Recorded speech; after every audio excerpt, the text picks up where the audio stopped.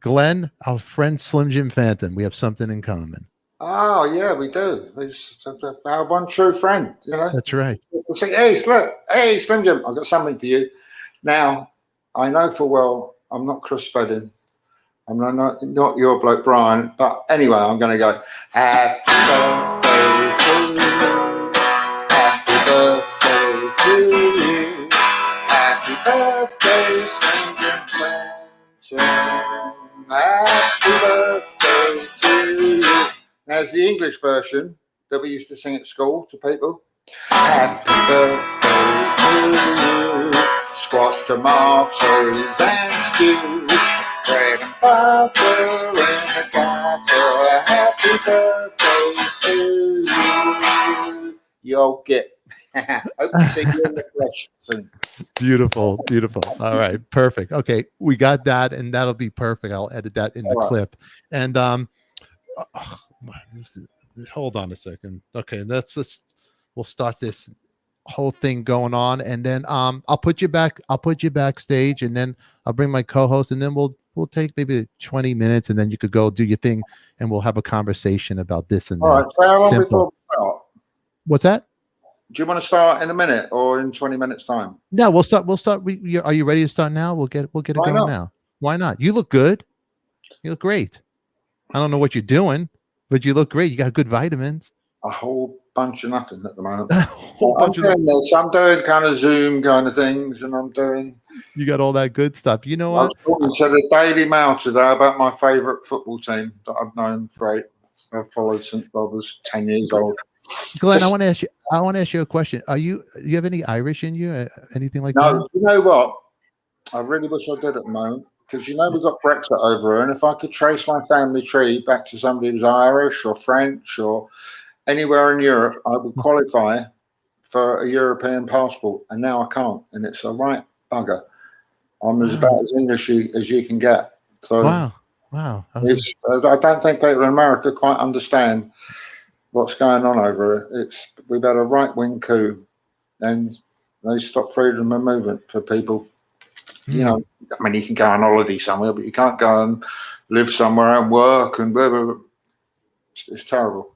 Yeah, I think now, you know what? It's a real big deal for musicians, not just rock and roll musicians, classical musicians and actors and filmmakers and photographers and stuff. And it's a quarter of the economy. It's crazy. Yeah. It's crazy. You know what? I'm going to put you backstage. We're going to start the show and all that good stuff in 1 second. And then give me a second. I'll run the intro, and then I'll bring you on. Okay? All right. Let's do this. All right. Hold on.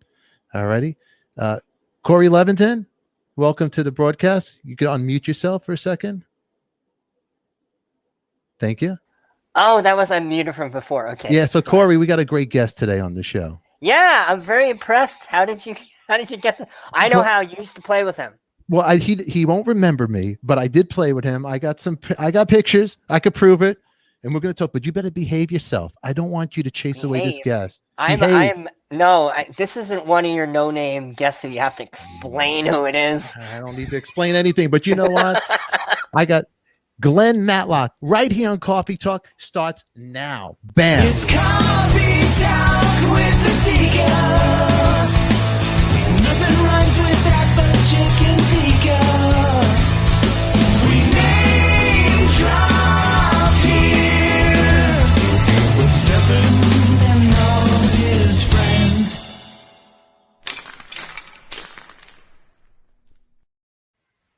Glen Matlock. Glenn! Hang on a second. Apple, I want you to sell 2 million shares of that and invest in Irish Guinness. That'd be good. Or if you can't do that, I want about 550 shares of Beamish, because I think they're going to be on the up. But anyway, okay, I've got to do a thing now. So there you go. All right. Bye.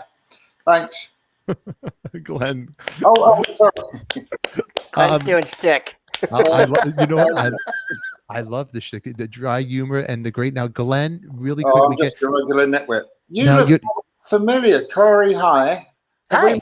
Corey? No, I've seen you from the audience in '97 at the Universal Amphitheater during the reunion, and I'm a huge fan. Maybe I met backstage. I don't know. But man, I'm just knocked out that you're here. the music that you wrote for that band is some of the most timeless, amazing rock, and you changed history. You really did, you guys. You keep That's why, changing. mate. But this guy here, Stefan, we've come across each other before. Yeah. We have. I can put a face to it. We have come across each other, and I got some stuff. You might not remember me, okay, really quick, but here's something to show you. Look right there. Let's see if I can pull this up really quick, right here. Ah, Right there. And then I have over here. That's when Stefan had hair. That's when I had hair. No beard. No beard. No beard. And then there's me undressed. There's me with no shirt. And no shirt either. Hang on, I think we should stop there before it gets. It's all come back together again now. It's all come back. I'm very glad that you're here and I'm on it. So Glenn and I have a mutual friend, Slim Jim Phantom, and Slim Jim used to have a club in West Hollywood called the Cat Club. And Glenn used to come from London and visit, and when he was on tour or whoever he was playing with or whatever business, he'd come and jam at the Cat Club. Yeah. And right there we were jamming on Wanna Be Your Dog, I remember, and I do it in the Gloria, and then we'd have a lot of fun. We'd do Stay With Me. Michael DeBars would come and jam with us. It was a lot. The Cat You Club were was in the great. Faces. Yeah. I was for a little bit, yeah. Yeah, he was. Oh, can I ask you a question? Can I start the I'll interview? tell you what, no, when I was in the Faces, it was good practice to have been playing Stay With Me at the Cat Club. So it's like some kind of rock and roll finishing school. So you either start off there or you end up there. Now I remember there was this thing that was a secret. It was the Faces reunited with Rod in the beginning at a London rehearsal studio, but it didn't go well and Rod couldn't hit the high notes. Were you part of that? No, they did that just before I did the thing. I would have loved it if Rod had done it, because it would have been the full Faces then. But to me, the Faces were always a great rock band with a great soul singer fronting them. And we actually got Mick Hucknall, who did a very good job. And I don't know if you know Mick Hucknall in the States, but he's in the band. Simply Red, yeah. Simply Red. He's got a great voice. And he was good, So there you go. But I was still playing with Ronnie, and I got the gig through Ian McLagan, who I met many years ago. And he actually did a tour with my band of Rich Kids. He played on an album. And one drunken night, I asked him to join the band. And he said, well, I'm honoured, I'll think about it. And he wasn't really doing a lot of the time. And this was in the days of before mobile phones and things. So at breakfast the next morning, I'm down there and I told the other guys what I'd said, and they're all kind of on tenterhooks. And then Mac finally comes down and there was an elephant in the room, and everybody else got a bit fed up and kind of sloped off. And then I said to Mac over our third cup of coffee to get rid of our hangovers, I said, did you think about what I said last night? And he said, Glenn, do you know what? I considered it.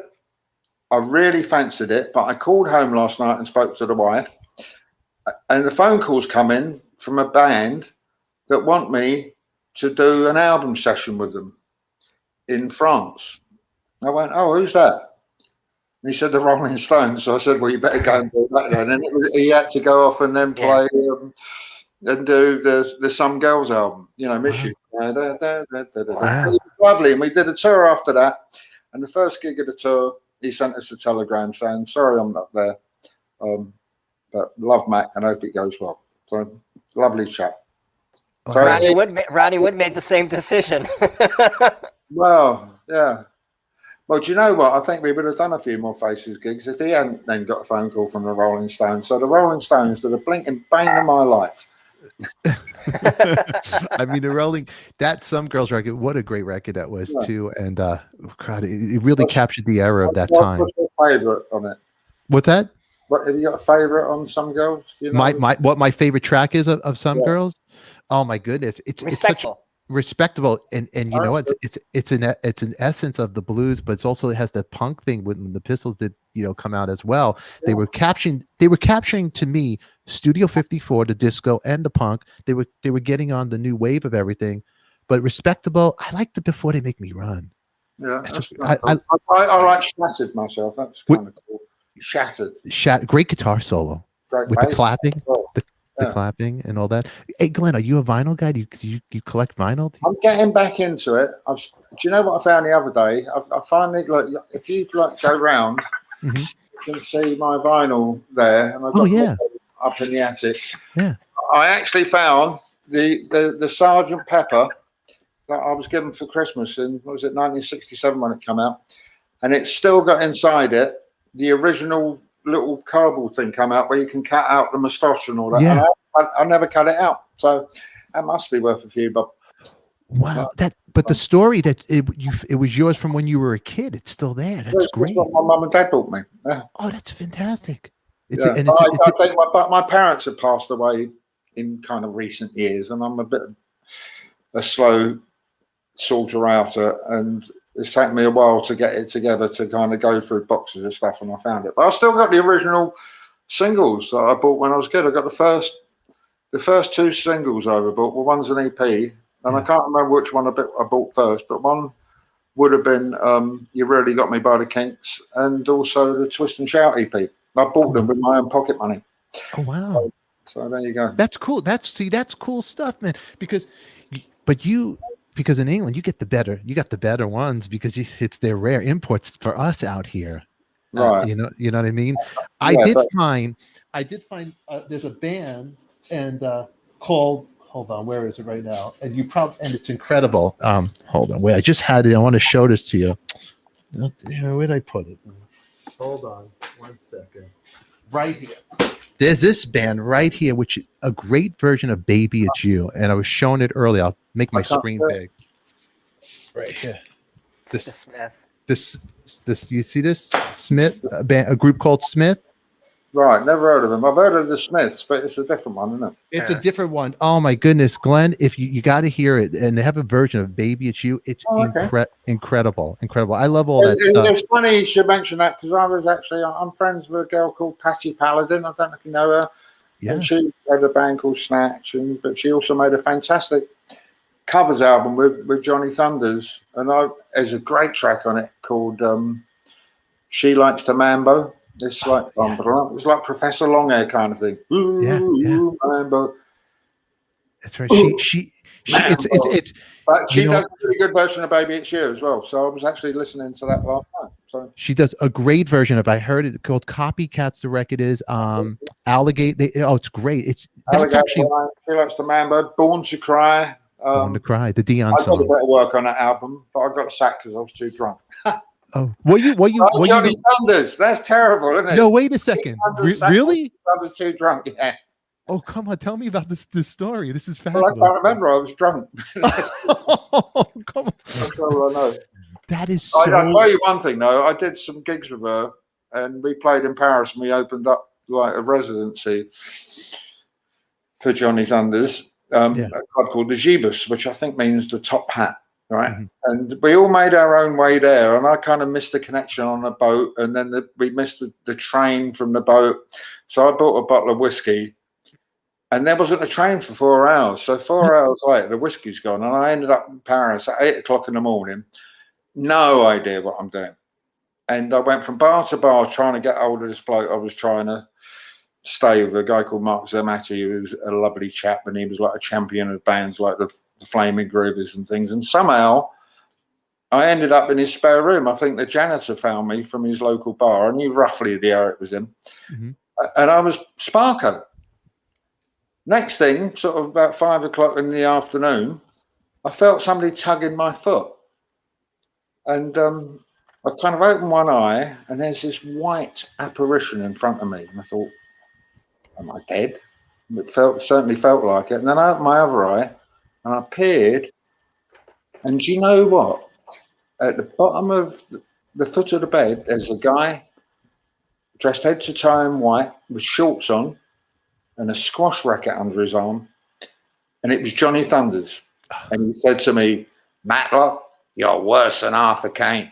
And I think it's about the only week in his life where he was straight and he was taking up squash or tennis to kind of do some sporting activity, but he picked on me at the wrong time. But it was quite funny. So there you go. And I met Arthur Kane when they reformed, and I told him that story, and he had sort of had a laugh about it. Oh my goodness, that was in the bad old days. That is funny. You know, I have a funny Arthur Kane story, and we're getting reacquainted here, and with all this good stuff, and I'll edit this up and make it smoother and run. I have his business card still, Arthur Kane. Oh wow, what business was he in? I got to show it. And he made me a cassette, and it's a funny story. But while I'll go get it really quick, I want you to meet my other co-host really quick. I think I have the same one. Dawn Lorene functioned as his publicist and was giving them yeah, I out. know Dawn, yeah. Dawn, Yeah. Frank with Frank Infanti. Right. And then let me bring our other co-host coming up here because she makes us look good and you'll feel more comfortable. It's like this is like the Cat Club, Glenn. She's nicer to stare at than that's beautiful, Miranda. And I want you to meet Glen Matlock. You know. Hello. And It's so nice to meet you. Thank you. Hi. Can I ask a Hold question on one second. that's gonna do piss me him one off favor. and One then one put me favor. No. backstage? I'm going to have to cut this out. Miranda. Yes. Don't cut it out. And Glenn, we'll cut it out. Just tell him to shut up. Don't answer any nonsense questions. When we get It's the not call. a nonsense question. It's something that I've always wanted to. I've never interviewed Johnny or Steve, and I've always wanted to ask this. I have a difficult time thinking about how to think of Sid. Part of me thinks okay, How do you think I feel? Aha. that's the answer. That's great. That's exactly the answer. Was he a genius, marketer, rock legend, or was he a junkie asshole murderer? They don't reconcile. Okay, don't answer him. Don't worry about him. Okay. Hey, look, I could do this, Glenn. Sorry, I don't really care. Glenn, do you like it better like this? Do you want me to get rid of him? Fine. Okay. Well, I want to be next to you. I wanted to be next to you. On the bottom left ankle right now. I want to show you something now. Back to Arthur Kane. So at the time, I was working at a lingerie store called Playmates. And then at the time, he would come in, Arthur Kane, and I was playing with Gilby Clarke in a solo band. So Arthur took a liking to me, and he had a little friend, this little troll guy. But my ex-wife, Arthur, he had a crush on my ex-wife. And she had that Pamela Anderson look at the time. And I would tell my ex-wife, I go, don't tell him we're together. I go, I feel bad. I don't want to hurt his feelings. This is a true story. Because he was like, if you knew Arthur Kane, he's very like, yeah, he's a sweet guy. He was a sweet guy. So then he knew I was playing with Gilby at the time, and he came. This is his handwriting. He made me this cassette. I'll show this really big, and it's he made me this tape with all these songs on it. Leave Me Alone. Then it's his version up here. You probably can't see. It's In Cold Blood, Not in Vain. I've seen that one, yeah. Arthur Kane. And he had all these different songs on here that he, Yeah, but it says Mike Pender. What's that? But next to Cold Blood. It says Mike.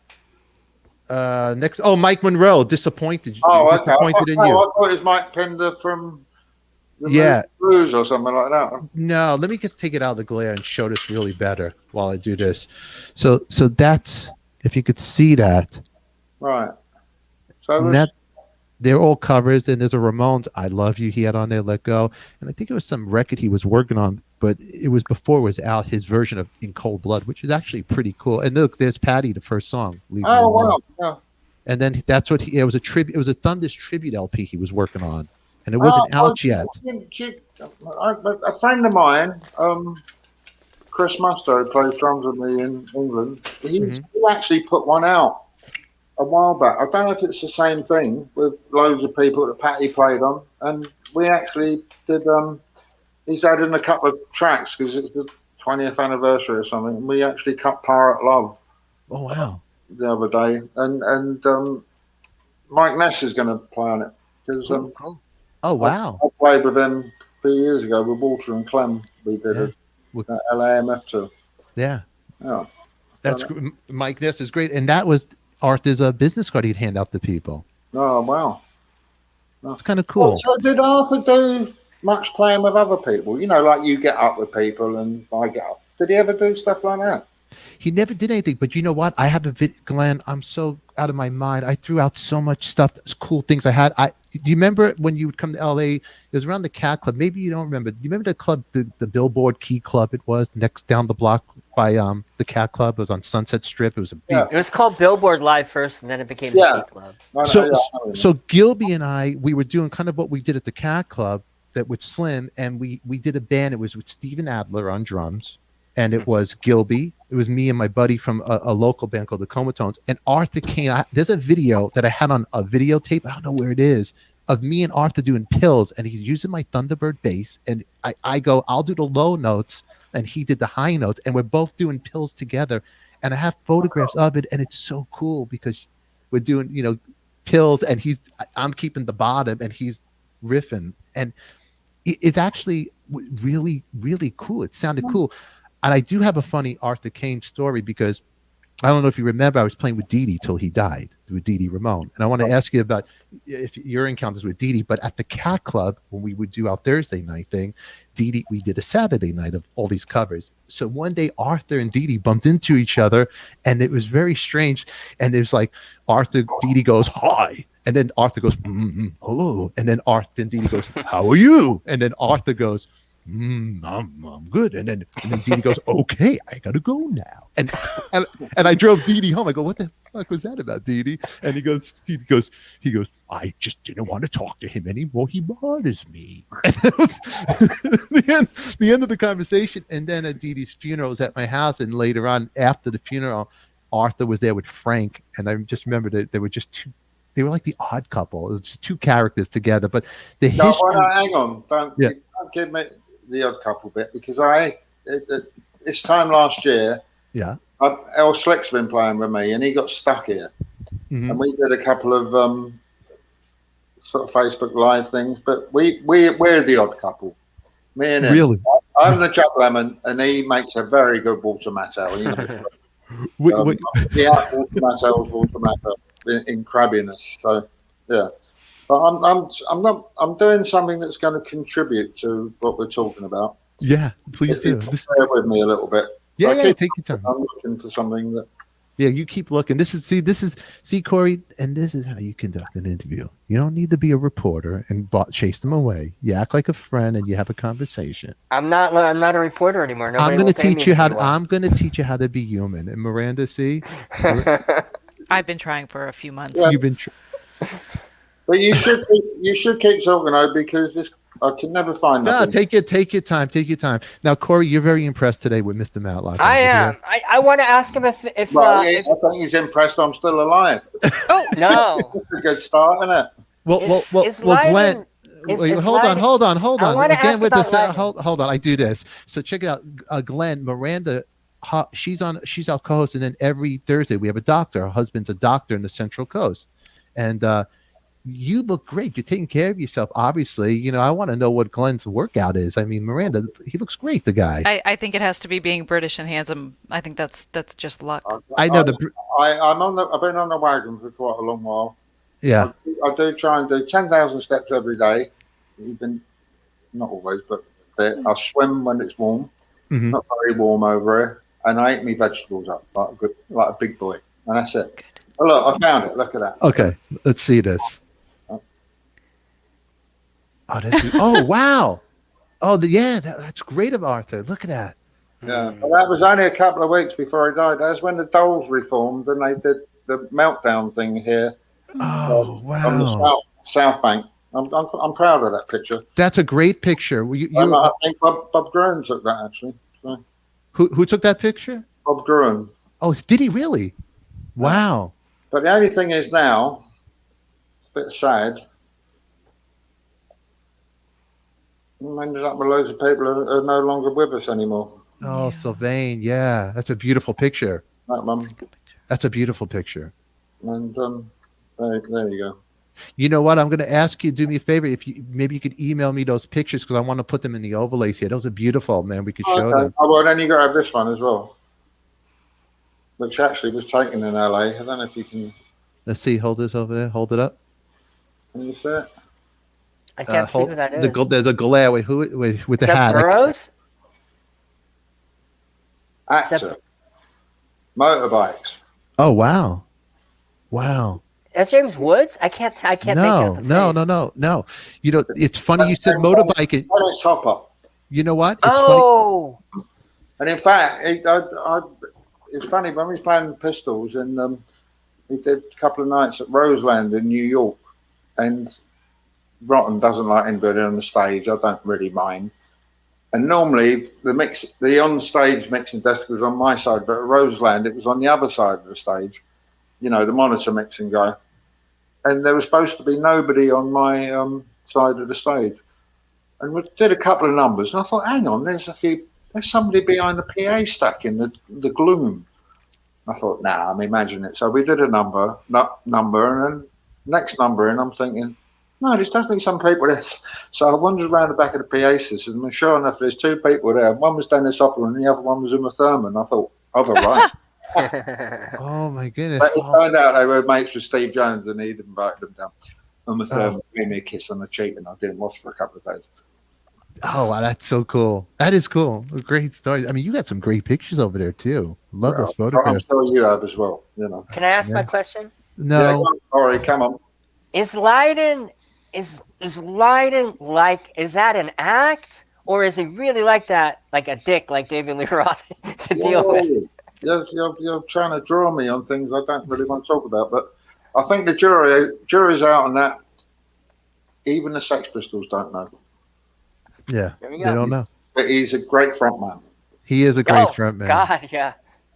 He is a great frontman. I mean, I found this little record store, and they had the Pistols. They had the remastered album cover of the album, and I was going to get it, but I wanted the original. I didn't want the remaster. I wanted to get the original, but I'll probably go back. There's a Woody Allen album. I'm going to go back. I'm out of my. I'm going vinyl crazy, Glenn. Okay. I'm trying to go back and collect all the rock stuff. What I've actually been doing is kind of rebuying some of my old Blue Note stuff. You know, like Dave Brubeck and Miles Davis and stuff, Charlie Parker. Really? I do like the jazz because do you know what? It sounds like it's about something. But you don't have to put up with somebody's dozy lyrics. You know, it's true. It's true. You know, I'm collecting. Some records don't sound good on vinyl like you think they would, and all the old jazz stuff. It sounds so great. The Sinatra. I found a couple of rare ones of that. Are you a Sinatra guy? You like the Rat Pack? Yeah. Well, I like. Yeah, he's great. You know, Nelson Riddle or somebody like that was his arranger. Sammy Khan songs or whoever wrote. It's all kind of top end stuff. You know. Yeah. Really good. But it was funny. I was talking to Chris Thomas, the record producer, a while back. You know, somehow the Beatles thing came up. You know, when they were doing all that remastered stuff and remixing it. And he was actually involved. He worked on the White Album as a very young man. But he was saying he wasn't into it because half the magic of the records was when they would do a live bounce, you know, when they was only working on 8-track or even 4-track. And then it was whatever weird kind of compressor it went through as they bounced it to another thing. And that's what gives it the sound. And when it's all pristine and clean, don't make it so much. They brought Chris Thomas in when Jeff Emmerich quit because it got too ugly in the studio. Maybe, yeah, maybe. He told me some interesting stories of him as a young man, but you know, kind of good ones. But I'm not going to go on about him too much because I don't know how much. Broadcast, you know. No, that's okay. That's okay. Corey's still trying to get all the other questions out there. You're behaving yourself very nicely. It's just something that, you know, nowadays, I was talking about this with somebody else because just the whole recording thing has changed and the music, everything, the world has changed. But everybody with the home studios and something about the soul of being in a studio, recording with the band, and because everybody's doing their home tracks. All right. Yeah, and everybody who writes a song and records it all himself at home becomes a right little Hitler, you know, like exactly like that. And it's the spontaneity in the studio. Yeah. Even if it goes wrong a little bit, but that brings a bit of magic to it. It does. Somehow, you know. But what I want to know with people at home, you know, you have all virtual tracks and people do hundreds of different takes while they're working it out and end up with this. And then there's all the tracks that don't get used anymore. Well, where do they go? And all the energy that goes into that, is it dissipated, or could it power a small town in Nevada? It's like this. You know, people sweat blood, sweat, and tears. I know. All night long. You know, they don't go down to the bar that night. They're going to concentrate on getting this guitar part just right so it sits with that bass thing. And then you get up the next morning and you think, actually, the bass thing's shit. So you have to do it again. Then the guitar part don't work. But you spent 6 hours doing it. You know, and you had to have a meal to power you to do that. Yeah. That's a lot of energy. And I've been told through when I did physics at school, you know, that energy doesn't just disappear. It moves from one kind of state of being to another. Where did it go? Is it underneath? I mean, Corey, do you know where it goes? I want to ask another question that Glenn's going to hate. What? Well, Glenn. I want to answer Glenn's question. I want to know the answer to where all that energy goes. It is transformed into angst. Angst. It becomes angst in that person's inner being, and then they have to figure out how to transmute it into something else. Usually it makes them an asshole. So I think that people who are angsty, probably who are assholes at present, have just been through a lot of self-doubt, and so we've got to work harder not to turn our self-doubt and our redos into angst. We have to turn our redos into, honoring them for what they are. That's a good one. Theory. Thank God for you, Miranda. You make me look good. I'm an artist. I overwork paintings all the time because I'm too stupid to stop when it looks good, and then I have to go back and redo. So that's actually what I do. It's angst, and it makes me an asshole if I don't just step away from it and leave it as it is. Oh. Yeah. Look at this guy down there at the bottom. Look at him. He's like a cage now. I muted him. Look. Well, I was just going to say to Miranda that it's good to know when to stop, but I don't think Corey kind of he's never known when to stop. No. I want to ask one of the people who wrote God Save the Queen what he. Anyway, so anyway. God save that. And that's a good question, Corey. And I can answer for Glenn on that. I didn't hear the end of it. It's because he got muted, because that's how we treat Corey. I have a mute button, Glenn, that I just mute him. And besides, I can't. I got this, Glenn. This interview has to go well, and I'm going to tell you why. Slim Jim Phantom will kill me and never talk to me again. And he's a dear friend of mine, and I don't need to have any problems with him. And me and Glenn used to get, very well along when he'd come jam. And besides, the bass in my closet, I got you to play it, and to me, it's a wonderful thing. It's not going to go bad. He was one of the guys who wrote God Save the Queen, and now there's this whole controversy about the. So what are you going to ask him to send you money? You want Glenn to send you money? No, I'm going to ask him what he thinks of Meghan and Harry and the whole controversy, and whether he's entertained by it. No, I think it's the new opium of the masses. So there you go. All that kind of shit, whether it's, I don't know, sort of Kanye West who goes out with so-and-so and it's all over the National Enquirer. It's just bullshit. I'm not interested in that. Yeah. So do yourself a favour, switch the channel. Because every family's weird. It's to keep everybody in their place. Yeah. It's like a kind of a blanket over what's really true. And at the moment, there's some heavy shit going down, and I think we've got to keep our eyes and ears open a bit. And I don't want to be sort of like too right on, but it's funny times out there at the moment. And don't let the wool be pulled over your eyes by some celebrity tosh. Amen to that. Yeah? That's called a good answer. That's called a good answer. Cheers. You're going to put that into practice? I've got nowhere to put it. No one will pay me to be a journalist anymore, so just here. Well, you don't have to. It's personal advice, Corey. Right. Practice. Got it. Live by example, You'll get it, Corey. You're going to be fine. Glenn, how are you handling these days? Like the way the world is. We're about a year already into this crazy new world we're in. Mentally, how are you handling things? Well, he's getting roped into doing this with us. Yeah, besides doing this. I'm getting a lot of roped into doing kind of things, which is kind of what, I don't know, Stefan, a musician's life. It was quite funny. Quite a long time ago, live on Radio 4, which is a very popular English station, there was the news, and then they said, okay, and now we're going over to Floella Ponsonby Smythe, or some kind of double-barreled name, who is live with Charlie Watts, who are celebrating an anniversary, and this is 20 years ago. And Floella Ponsonby Smythe went, well, Charlie, here we are, celebrating you being in the Rolling you're playing in the Rolling Stones for 30 years. And he went, no, you're wrong there, love. And she went, what do you mean? Surely he was formed in 1964 and now it's 1994 or whatever. And he went, yeah, but I might have been in the band for 30 years, but it's more like playing for 5 years and 25 years for hanging about. But it's true.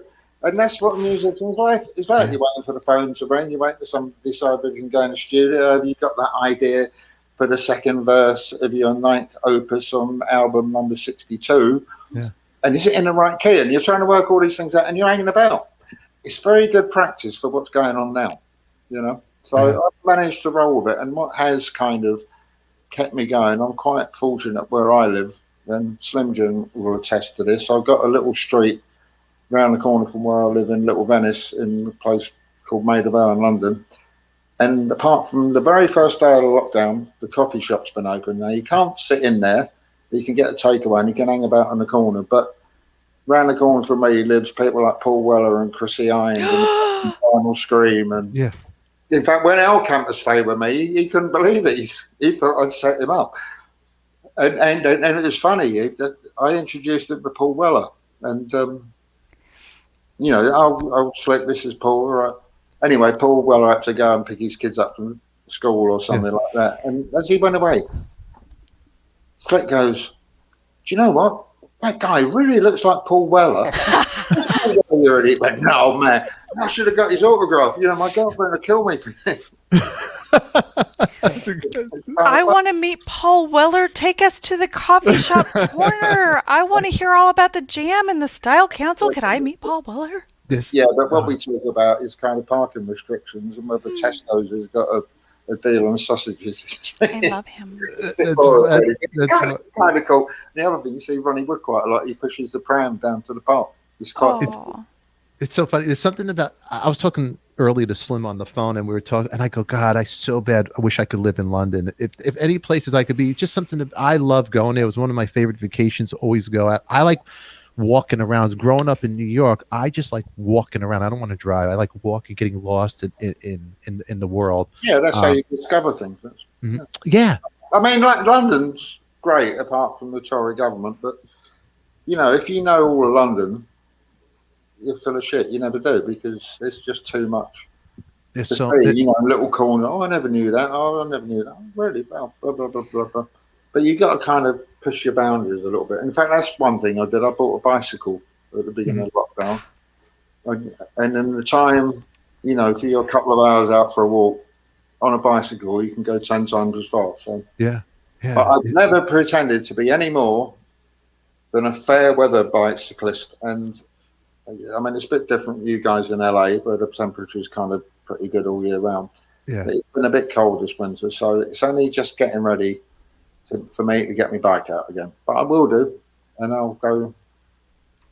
You go. Let me. Glenn, do you think you find yourself to be more of a California guy? Would you like to be in California, or you're happy? Well, I'm considering it. I want to flee the country. Really? It's so funny. It's really that bad here. It really is, huh? Yeah. See, I don't see. This is something I'm curious about. It's so funny because I want to be where you're at. And well, the grass is always greener. You know. Yeah. That is true. That is true. I guess it's the history. I like the history and all that good stuff, and I like just. That's kind of cool, which you don't have in California. But you know, I've got some good friends in LA and stuff. I always find when I go there, maybe it's because of what I've done, and maybe it's because I'm not bad at what I do, but there's always something going on musically, and people ask you, I'll come and put some bass on this, or come and do this, or come and do that, which you don't really get in London. And it's always been, it's my experiences, it's always been like you're in one band, and that's what you do. You know, there's not that kind of cross-fertilization thing. Mm-hmm. There's sessions going on a little bit, but not to the same extent. Yeah. I think, LA, but that's my experience of it, and I might be wrong. I'll tell you one thing I did, mate. Maybe 8 years ago, I was in LA, and I was staying with Clem and with somebody else. And we went horse riding. Right? Yeah, in Burbank, you know, right round the Hollywood line. There's a thing. So a crowd of us went horse riding, and I got this horse, so I was a bit frightened of hurting him, pulling him back too much, and he was a bit wayward, and I'm not a very good horse rider, and they dubbed me Slowpoke because I was at the back. But anyway, I did it, got round, and when they finished, they said, "Oh, you're probably thirsty or hungry. Why not go to the cafe that you saw at the start of the ranch?" And we thought, "Oh yeah, they're kind of selling this." And then we thought, "Why not? Why don't we go there?" And you know what? We walked in, and they sort of had like half a big band playing, and it was all the old guys who were the band from the Johnny Carson show. Wow. And it was, playing all kind of stands and stuff. And they were great. And then some guy walked in who they knew, and the guy said, "Hey, let's hold it there. Hey, look, old Freddie's coming. Come on, let's do it again from Freddie." And they was all on spot, and they did the kind of big number again. It was great. You don't get that in London. That's funny. You don't get that in London. That's funny. It's funny when you go in that story, and I have kind of a Paul Weller story with Clem involved, because we were doing the baked potato. You've been to the baked potato in North Hollywood, Don Randy's from the Wrecking Crew. Yeah.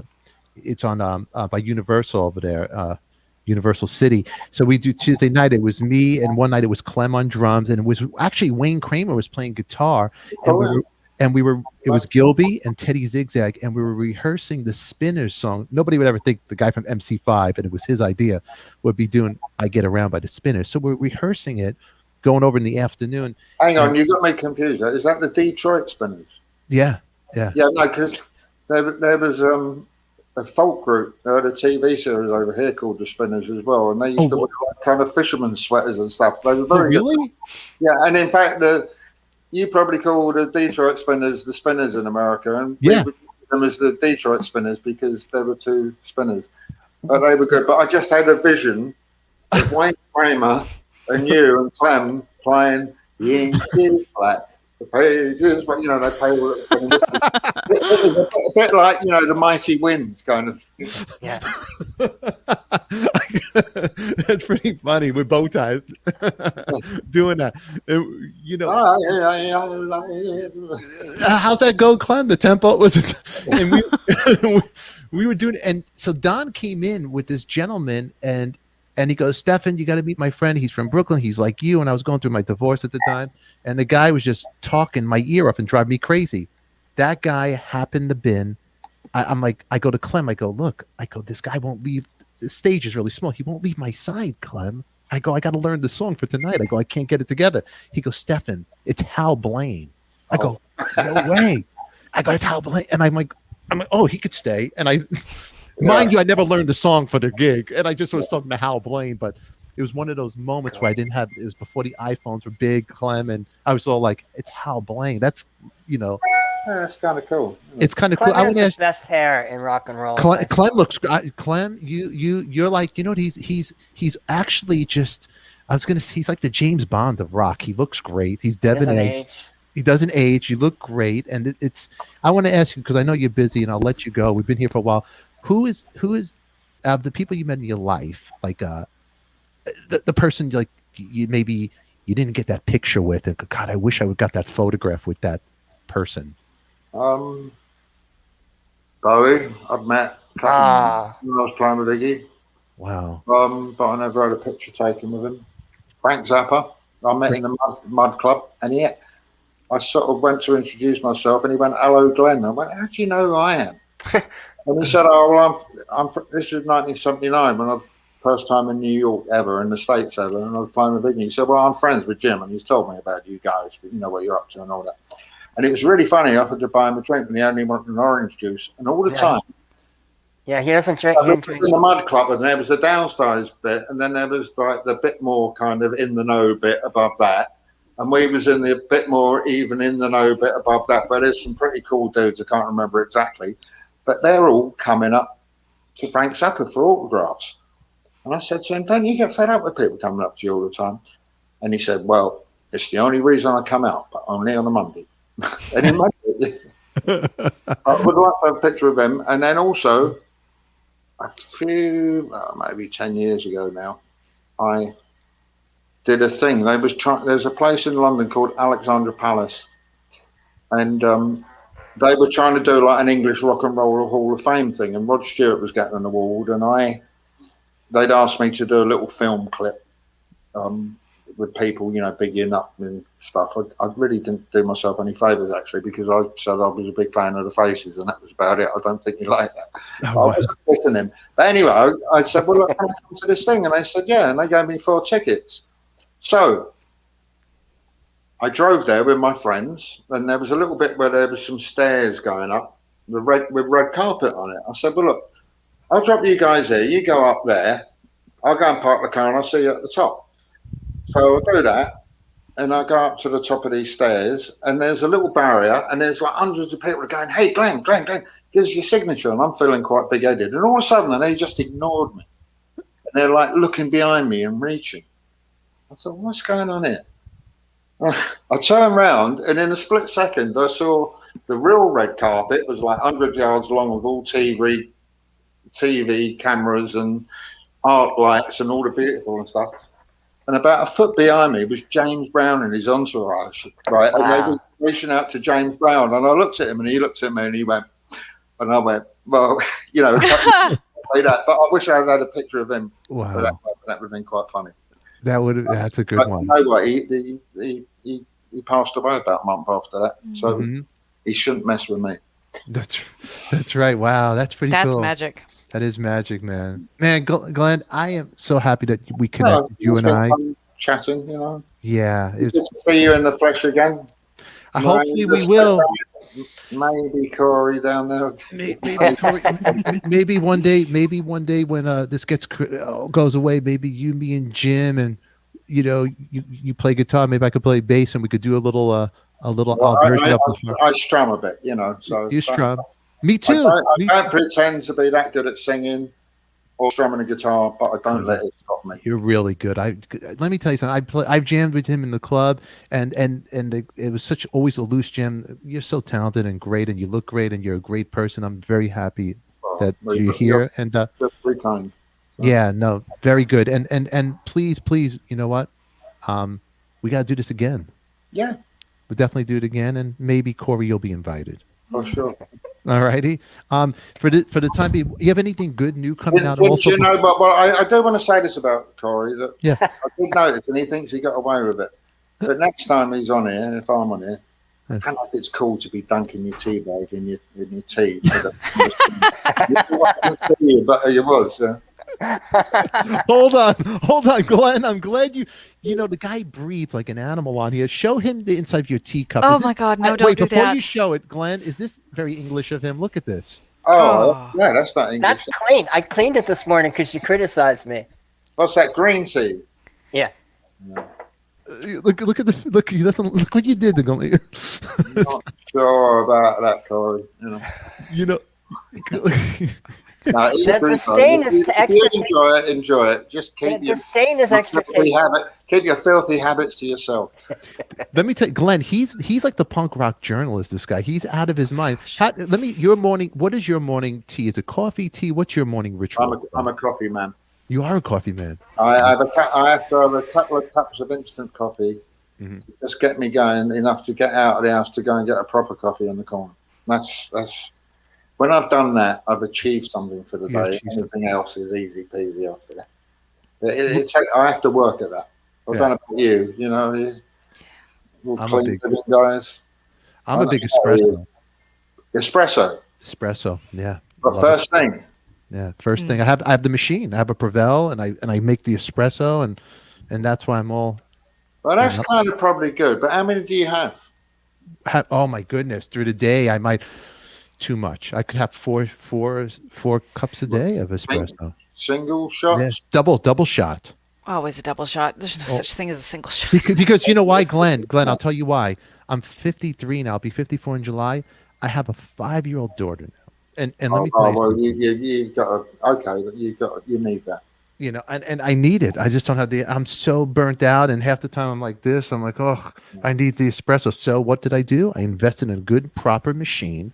Yeah. And that's it. That's one of the things I like doing when traveling. I like to find espresso joints, good coffee joints, and I like to taste the different coffees. Well, do you know what? I think I was in Miami, and I had some solo shows to do, and I thought, oh, I need some streams. So I looked up on Yelp where there was guitar thing. Mhm. There wasn't anywhere in South Beach or whatever it's called. And I got a car to take me to this place, and it was in like the little Havana there. And I was going to go to the thing, and I walked past this like kind of greengrocers, with vegetables, and there was these old guys sitting outside on kind of empty beer barrels, and the coffee smelled great. I thought, I need a coffee. So I went in there.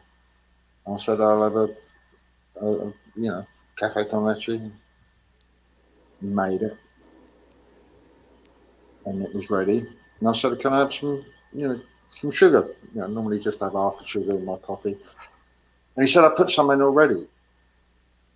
I said, well, you don't know if I want sugar or not. He said, I always make it exactly right. So I tasted it. It was the best coffee I've ever had. It was fantastic. It was good, yeah. The only other really good coffee, there was a place in Kensington underneath. This is tips for when you. Well, it's not there anymore now, so you should have been there. But there was a place called Graziana's. Yeah. Then when you come out of the car park underneath Kensington Town Hall, it was just on the corner. It's become an estate agent now. And it was one of the last places you could still smoke indoors in London. I know you're Californian, but some of us, that's kind of was cool, and we hung on to that. And you could get a bacon sandwich with brown sauce, which is kind of like A1 but better, right? And it was the only place that did all the three things there. And the guy's coffee, it was always fantastic. But he made it with one hand while smoking a cigarette. Now, that was pretty good. One hand with some. He was made the whole thing with one hand and stirred it up. And he's over there making it like this. It was always great. He did a little like this. Yeah. Did he have the pinky, like sticking out? Like he was a big strapping Italian guy. He wouldn't do that kind of thing. Yeah, because the pinky, they wear the pinky gold ring. They never want the gold ring, in the cup, the espresso, and the little lemon. You know what? Before I let you go, Dunkin' Donuts. Oh, yeah, there you go. Are you a Dunkin' Donuts guy when you toured in the States? No. No. I'm more of a, for a laugh, IHOP. Oh, really? Really? Worst coffee. The worst coffee. No, I'm half joking, but I was producing some band in Trenton, New Jersey, and there weren't a lot going on there, and we would hang out after the session in the International House of Pancakes in Trenton. It was funny, but they did good pancakes. So, yeah. That's great. My theory is that Glenn didn't want to hang out with all the cops that always hang out at Dunkin' Donuts. Oh, did I? I didn't know that. It's all a bit too sugary. You got to watch that when you're.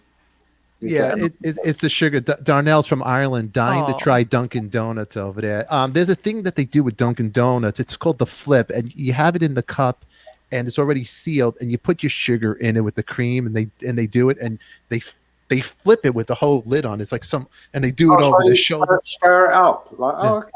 They go like this. My luck, it'll spill over my back. I won't do it. I let them do it. But it tastes good with the sugar. But as we get older, you got to watch your sugar. Miranda, you're married to a doctor. It's not good, right? I don't drink any sugar ever if I can help it. No, Well, I'm espresso. Yeah, not good. Tiny. I mean, I always say, "Do you want sugar?" Yeah, like half, and then sometimes I'll have half of half. But lots of things in life, you don't need as much of it as you thought you did. That's true. That is true. You know, that's one of the things I've learned as I got on a bit. That's it. I love that. He's still not sure, but he's a little bit of what you fancy does you good. Yep. Glenn, I'll put your links all over here. We'll have all the fans over here from here. They'll be writing to you and saying, begging you to come back on here. I'm going to beg you to come back on here. Don't hang up. I'm going to roll the credits to get out of here, and we'll edit. So I want to thank everybody watching over here. And really quick, I'll roll the credits, but stay right here, everybody. Corey Levitan, I want you to make nice with him. You behaved yourself okay today. Don't damage the brand, Levitan. I'm in awe that you have an actual legend. I am grateful. Thank you for being here. Miranda, you've been a darling. Thank you. What was that, Corey? I said I'm in awe that you have an actual legend on the show. Go ahead, Corey, go. I said I'm in awe that you have an actual legend on the show instead of the people that we usually have. I'm very impressed. Corey! Sorry, everybody, we booked in the past year. I'm not tuning in. Corey, Sorry, everybody, that we've booked in the past year. You haven't been in the fucking Sex Pistols. I know. We had Jack Douglas on, and he was a good one. Jack Douglas. He wasn't in the Sex Pistols either, but you're right. He was. But Jack great. Douglas is a good one. You know, I like to do. Yeah. You know. Another great guy. I love knowing the Earl Slick. We didn't even tap onto that. I want to know. People want to know about Earl's guitar play. I want to know about Glenn and Earl living together as Felix and Oscar. I think that would be a great. Yeah. Well, let's do that in the next episode. You know what? It was. We kind of missed the boat a little bit because I don't know if you can see, but my flat looks quite clean, but it needed painting a while back, and Slick offered to help me. Did he? Beginning of the lockdown, but you know, we kind of talk about things, and there's actually doing something. The stage before that is thinking about doing something, and the stage before that is thinking about doing something. Well, he was at that stage. We never got round to it, and people started doing like some online things, and we thought, oh, we better do that. But what we really should have done, and I thought would have been great as a Facebook live stream thing, is me and him up the ladder on the long feed, just painting the flat. That would have been fantastic. And you know, you should hear me talking to him and him talking to me. Hey Matt, like you done a bit wrong. Well, you think you're so clever. You all the way from Staten Island. I'm from the Yarra Road. I know how you paint the corner and all that. I think it would have been great, but we still need to do a little bit more. There's some touching up to do. So I'll invite him back, and you will yet get to see El Slick up the ladder in his dungarees with his paintbrush in his hand. Because he looks like he's always got his vibe down. Earl, you never see him look. He's always the jewelry. He just looks so cool all the time. Earl's. You have seen him, huh? Well, let's get him on the show. Don't get behind him in the queue at the airport when you have to go through security, and you've got to take your. Oh, it's a pain in the ass. Oh, yeah, if you do, bring a sandwich. Oh my God! You know what? I'll wear sweatpants. You know who else did that? That Jim used to tell me about Lemmy. Lemmy used to always. He had all the gear and stuff and all that stuff. That was. Jim told me a fantastic story when he was doing, I think it was a head cap thing. Mm-hmm. And I had an interview on Steve Jones's radio program, and it was him and Lemmy. Mm-hmm. And now, sadly, it was the day Steve's show bit the dust when it was on the original station. And Jim got down there with Lemmy, and there's all the girls who worked at the radio, very sad, sitting outside crying because they'd lost their job because the thing had been shut down. Now, while Slim Jim felt sorry for him, he was really pissed off. Because do you know how hard it is to get Lemmy up in the morning and all the way downtown LA for 10 o'clock in the morning, and nobody had told him that it weren't happening. So I'm kind of with him on that one. Yeah. So, you know, oh my God! I've seen Jim, and you don't want to see the wrath of Slim Jim. I've seen Jim on the bling getting very upset with people. He's very cranky in the morning, Slim Jim. You know, you'd be very cranky. But this is, you know what, man? This was a fun time. This was a great casual hang with you, Glenn. And we got to do it again. We got to. But don't hang up because I want to get some stuff from you. I'm going to say goodbye to everybody out here that's watching. Let me roll the credits so I don't have to re-edit it. Everybody, we love you. Glen Matlock loves you. Glenn, thank you. Corey. Guys. All right. Now watch how professional this show is, Glenn. Watch this. Look. Boom. It's coffee talk with the Tika. Nothing rhymes with that but chicken tikka. We name drop here. We're Stefan and all his friends.